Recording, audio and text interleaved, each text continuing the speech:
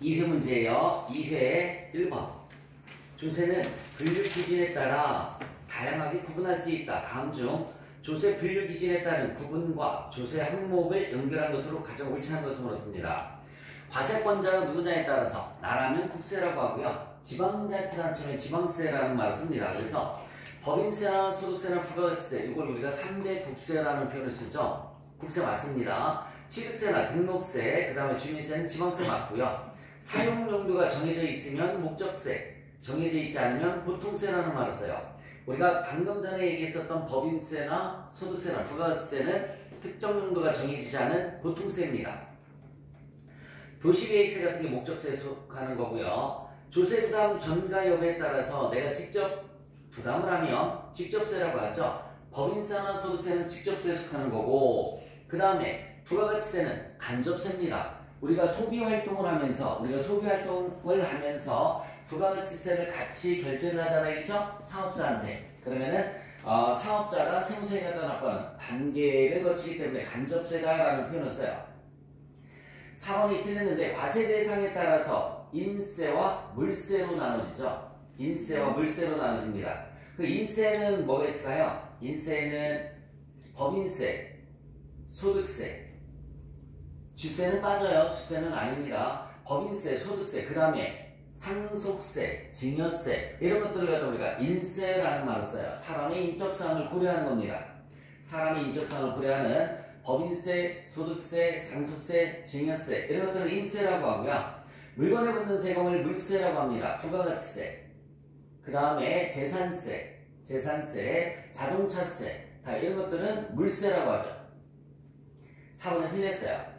2번 문제 보시면 기간과 기한 규정에 대해서 잘못 이해하고 있는 사람은 누구인가? 여러분 부가가치세로 한번 해볼까? 부가가치세 과세기간은 1월 1일부터 6월 30일까지죠. 6개월이잖아. 부가가치세 과세기간은 1월 1일부터 6월 30일까지. 소득세 과세기간은 1월 1일부터 12월 31일까지. 이게 기간이에요. 기간. 법인세 과세기간은 가장 일반적인 게 1월 1일부터 몇 월 며칠까지? 12월 31일까지고요. 그래서 이런 걸 기간이다라는 말을 씁니다. 기한이라는 것은 자 부가가치세 일기 예정 신고 기한이 언제죠? 4월 25일이죠. 4월 25일까지. 그럼 4월 24일에 내드리고 23일에 내드리고 늦어도 언제까지만 내면 되는 거예요? 25일까지만. 그걸 우리가 기한이라는 말 쓰는 거예요. 자, 채표 보시면은 12월 30일 날짜로 사업연도가 종료하는 법인은 3월 30일까지 법인세를 신고 납부해야 하는데 3월 31일이 일요일인 경우에는 다음날 4월 1일까지 법인세를 신고 납부해도 된다. 맞죠? 전에 납부해도 되지만 4월 1일에 신고 납부해도 상관이 없습니다. 기한 규정에서 공휴일에는 회사의 창립 기념일은 포함되지 않죠. 당연하죠. 그죠? 네, 2번도 맞고요. 세법에서 규정하는 기간의 계산은 민법 규정에 의하므로 초일을 산입해서 계산해야 한다 라고 나와 있습니다. 초일 불산입, 말일 산입이에요. 시작하는 날은 들어가지 않고 말일은 들어갑니다. 법인세를 전자신고하는 경우에는 국세정보통신망에 입력된 때에 신고된 것으로 본다. 맞고요. 틀린 것은 3번. 3번 문제 보시면 주식회사 연동의 경리과 허대리는 이자 수령 시 원천 인출된 세액을 납부할 세액에서 차감하지 않고 법인세를 법정 신고 기한 내에 신고 납부하였다라고 나와 있습니다. 우리 공식으로 표현하면 결정세액에서 기납부세액을 빼줘야 돼요. 기납부세액을 빼서 납부세액을 계산하는 거예요.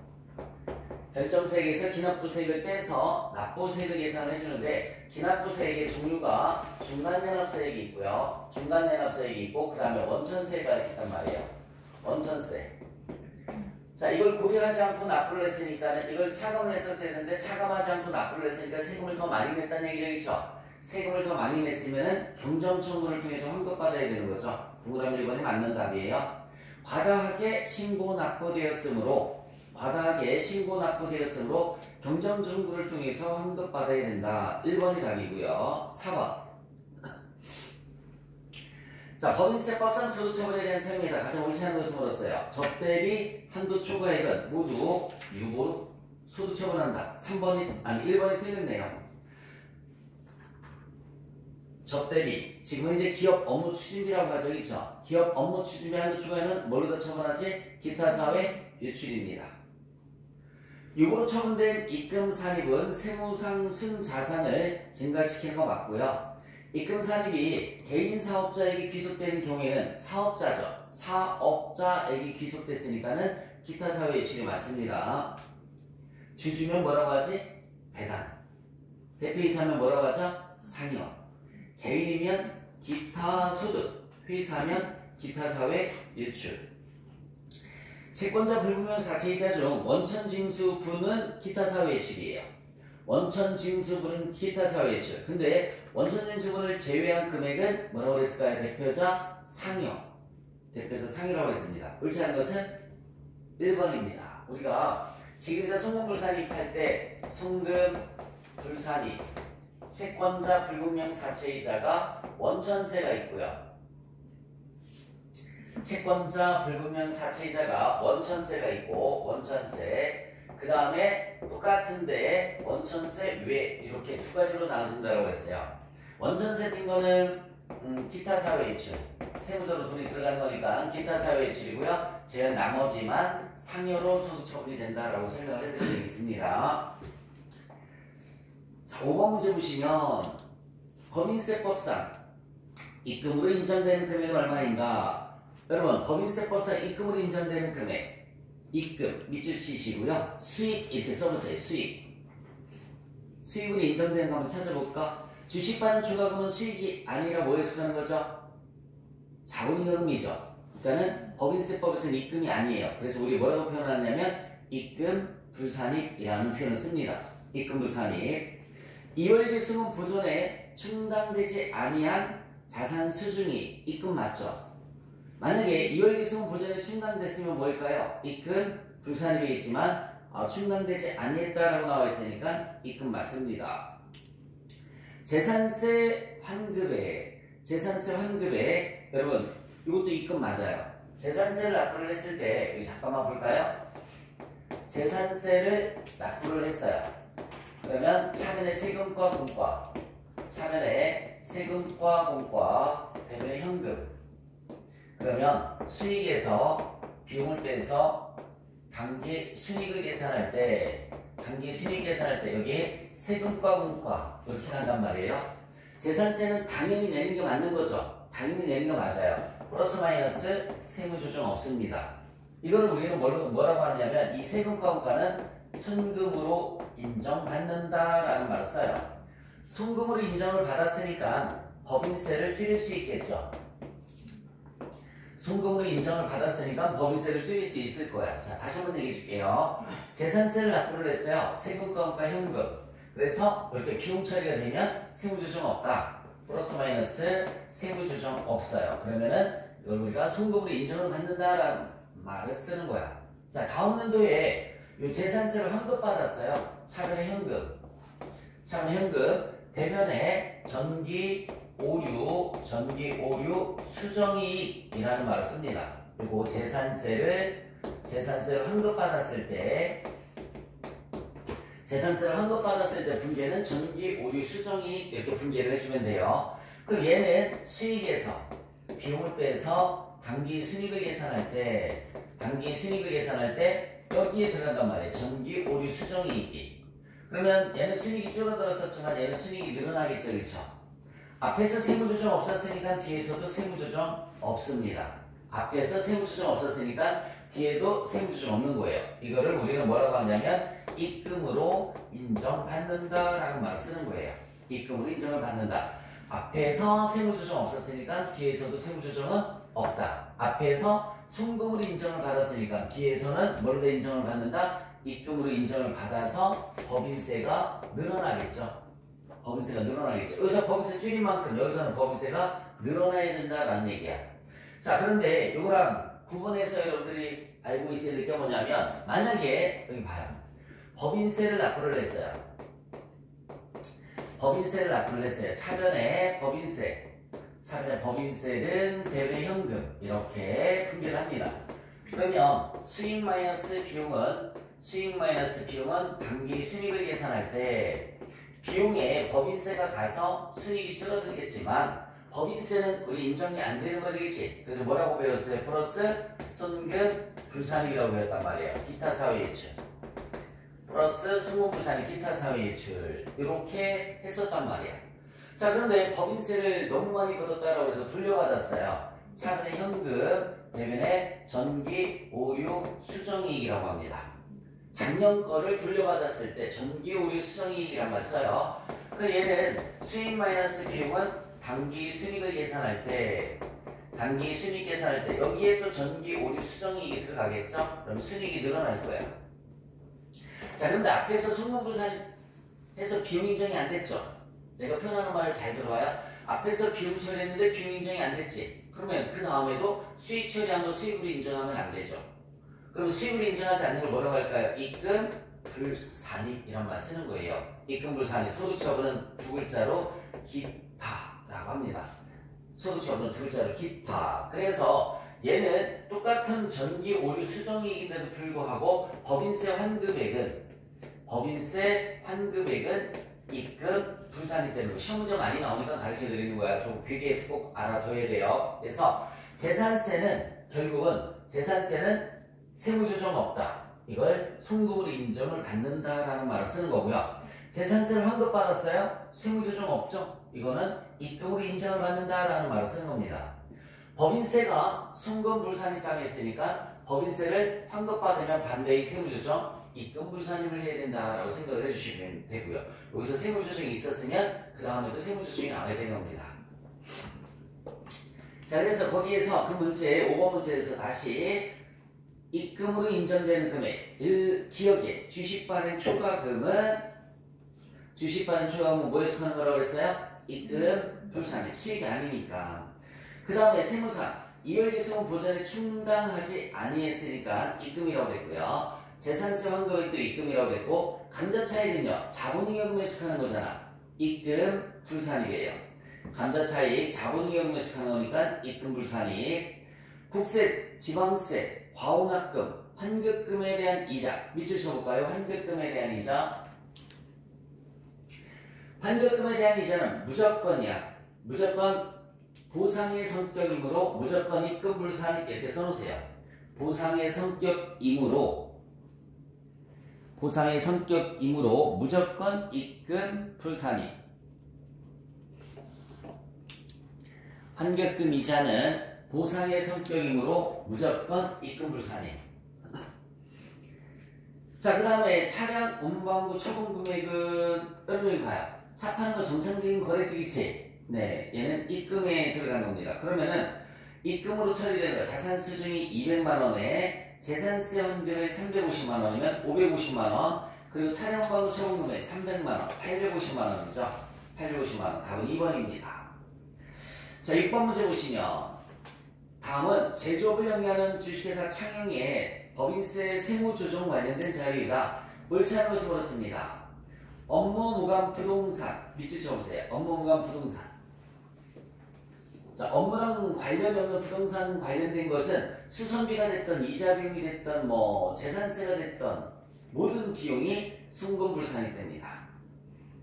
업무무관 부동산에 관련된 수선비, 재산세, 이자 비용, 모든 비용이 다 송금불산이 되는 거야. 1번 틀렸고요. 법인세법은 부채성 충당금을 인정하지 않으므로 퇴직급여 충당금 설정액을 전액 송금불산입하였다라고 나와 있습니다. 2번이 틀렸어요. 퇴직급여 충당금 한도에 구하는 공식을 써준 적이 있어요. 그렇죠? 그래서 한도에까지는 송금으로 인정이 되고요. 한도 초과했을 때만 송금 불산이 됩니다. 다시 한번 말씀드릴게요. 퇴직급여 충당금 한도에까지는 송금으로 인정이 되고 한도 초과 시에만 송금 불산이 돼요. 자, 그 다음에 임원에게 지급한 상여금이 급여 지급 기준에 의한 상여금을 초과해서 해당 초과액을 송금불산입하였다. 맞죠? 송금불산입 임원 상여 한도 초과 소득청은 뭐라고 그랬죠? 상여가 된다고 그랬어요. 순금불산이 임원상여 한도초가 소득청은 상여가 된다고 그랬습니다. 수혜로 인한 이재민 구호금품 지급액을 지금 이제 법정기부금이라고 하는 거 뭐라고 하죠? 특례기부금이라고 합니다. 특례기부금으로 보아 특례기부금 한도 내에서 순금으로 처리할까 맞아요. 아무리 특례기부금이라 하더라도 한도에까지만 인정이 됩니다. 한도 추가될 시에는 당해 연도에는 순금불산을 뺐다가 다음 연도에 순금으로 인정이 된다라고 말씀을 드렸었어요. 예, 틀린 것은 2번. 자, 7번 문제 보시면 다음은 주식회사 용산이 임원 또는 사용인 누구냐면 종업원을 얘기를 하는 거야. 자, 종업원을 위해서 지출한 복리후생비 보존장이 일부이다. 이 중 법인세법상 송금으로 인정받지 못하는 금액은 최소한 얼마인가? 라고 물었습니다. 직장, 보육, 시설, 운영비는 송금으로 인정이 되고요. 직장 체육비도 당연히 인정이 됩니다. 출연자의 임원에 대한 사택 유지비는 송금불산이 돼요. 출연자가 출자자 얘기하는 겁니다. 출연자가 출자자를 얘기를 해주는 거예요. 출자자. 건강보험료, 회사부담금, 사용자가 회사를 얘기하는 거죠. 당연히 비인정이 되고요. 그래서 송금불산이 되는 것은 2번에 180만 원입니다. 자, 한강건설의 공사 내역이다. 제시된 공사에 대해서 진행기준에 따라 회계 처리했을 때 올바른 세무조정을 씁니다. 밑줄 쳐보세요. 진행기준. 진행기준 밑줄 쳤어요? 기업회계 기준과 법인세법 모두 진행기준이다. 이렇게 써보세요. 기업회계 기준과 법인세법 모두 진행기준이다. 라고 써보시기 바랍니다. 진행기준. 둘 다 진행기준이니까 일치됐죠, 그쵸? 세무조정 없습니다. 세무조정 없어요. 일치가 됐기 때문에 세무조정은 없다. 그냥 간단하게 4번이 답이 돼요. 만약에 완성기준으로 했다라고 하면은 입금산입에 세무조정이 나와야 돼요. 그리고 완성기준으로 했으면은 자료가 조금 더 보충돼서 나와야 됩니다. 자, 어쨌든 완성기준이라는 것은 뭐냐면 진행기준과 완성기준의 차이점은 여기 봐요. 공사기간이 만약에 2년이다 라고 하면 1년차 때가 있고요. 그 다음에 2년차 합계가 있으면 수익에서 비용을 빼서 단기 순이익을 계산할 때 진행기준의 의미는 뭐냐면 이때도 수익을 인식하고 이때도 수익을 인식하는 게 진행기준입니다. 그래서 진행기준으로 했을 때는 세무조정할 게 없다라고 그랬어요. 자, 다시 한번 말씀드릴게요. 다시 한번 말씀드리면 진행기준으로 했다라고 하면 공사기간이 만약에 2년이면 이때도 수익을 인식하고 이때도 수익을 인식하는 거야. 정상적으로 수익을 인식했기 때문에 세무조정할 건 없어요. 근데 만약에 완성기준으로 했다라고 하면 이때 수익을 인식하지 않고 이때만 수익을 더블로 다 인식을 하는 게 완성기준이에요. 그럼 여기 봐요. 이때는 수익이 누락됐죠. 이때는 수익이 누락됐으니까 어떤 세무조정을 해줘야 돼요? 입금 산입을 해주시면 되는 거예요. 입금 산입 유보 이렇게. 이때는 수익이 더블로 계산됐죠, 그쵸? 그러니까 여기 때는 뭐를 해주면 돼요? 마이너스 입금 불산입 마이너스 유보 이런 세무조정을 해주셔야 되는 거야. 그래서 1년차 때는 입금 산입, 2년차 때는 입금 불산입이라는 세무조정이 나온다. 요게 완성 기준으로 했을 때. 자, 다시 한번 얘기해 줄게요. 진행 기준은 둘 다 수익을 인식하는 거기 때문에 세무조정할 게 없다고 그랬어요. 근데 완성 기준은 첫 번째 1년차 때는 수익을 인식하지 않고 2년차 때 수익을 따로 인식해 주는 게 완성 기준이에요. 그래서 1년차 때는 수익을 인식하지 않았으니까 입금 산입 유보 처리했다가 2년차 때 수익을 과대 계산해 버렸잖아요, 그렇죠? 따로 인식했으니까 더블만큼 입금 불산입 마이너스 유보로 소득 처분이 된다. 그러니까 완성 기준일 때는 이런 세무 조정이 나온다라는 걸 알고 있으시면 되겠죠. 근데 진행 기준에서는 세무 조정할 게 없습니다.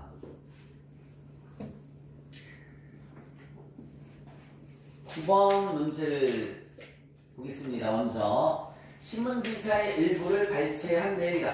다음을 읽고 물음을 답하시오라고 나와 있어요. 자, 법인세법이 기업회계 기준을 수용해야 한다는 주장이 제기됐다. 현행 법인세법은 기업회계 기준과 차이로 인해서 기업 납세자들의 납세 비용이 적지 않고 기업 불편을 가중시키고 있다라고 나와 있습니다. 자, 기업회계와 세무신고는 근본적인 목적이 다른 만큼 기업회계 기준과 법인세법에 별도의 체계로 운영되는 것이 불가피한 측면이 있지만 가능한 범위 내에서 법인세법이 기업회계 기준을 수행하는 방안을 적극 모색해야 기업의 납세 편의 제고와 비용 절감 효과를 가져올 수 있다고 추정했다. 우리가 배우는 게 법인세법이지만 기업회계 기준과 많이 다르죠, 그렇죠? 그래서 기업회계 기준과 법인세법의 차이를 세무조정이라는 걸 통해서 우리 조정하는 걸 배우는 거잖아요. 자, 이와 같이 법인세법상 소득과 기업회계 기준상 이익을 계산하는 방법에는 차이가 존재하는데, 자, 옳지 않은 것을 물었습니다. 차이점으로 옳지 않은 거. 자, 법인세법에서는 기부금을 현금주의에 따라 송금으로 인식하지만, 맞아요. 법인세법에서는 기부금이 현금주의예요. 그래서 어음기부금 같은 거 송금불산입했단 말이에요. 그런데 기업회계 기준에서는 발생주의에 따라 비용을 인식하는 거 맞습니다. 여러분, 기업회계는 다 발생주의잖아. 손익계산서 작성 자체가. 기업회계 기준에서 현금주의라는 거 딱 하나밖에 없는데 현금흐름표. 기업회계 기준에서는 현금흐름표만 현금주의가 나머지 다 발생주의입니다. 자, 2번 법인세법은 상품의 판매로 인한 수익을 현금주의에 따라 입금으로 인식하지만 기업회계 기준에서는 인도기준으로 인식한다. 2번이 틀렸네요. 법인세법, 기업회계 기준 둘 다 인도기준이에요.